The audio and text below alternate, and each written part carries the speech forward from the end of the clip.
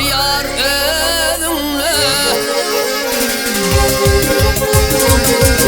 Abini sevdi sendi cuan karavul, karavul,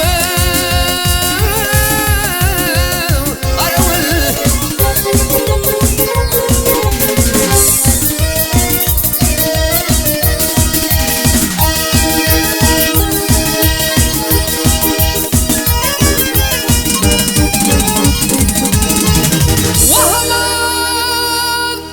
Cennetin kuyruğunu minler suratın. Aman aman aman suratım, belki kuyruğun artık gelir seyratın.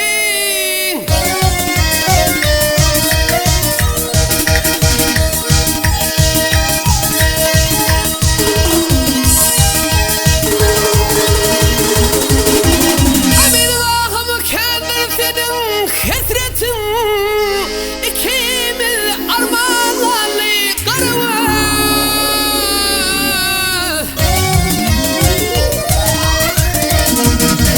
Adam Muhammed söyler goya kıbilbil.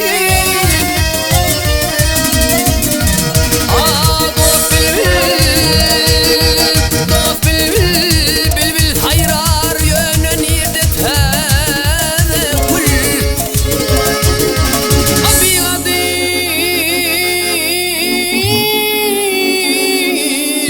Vah bir kadar elinden koydu ağıydı ömrüm kuş.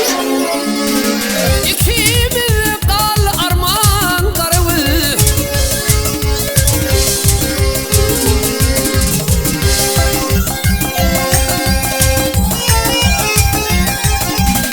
Habedini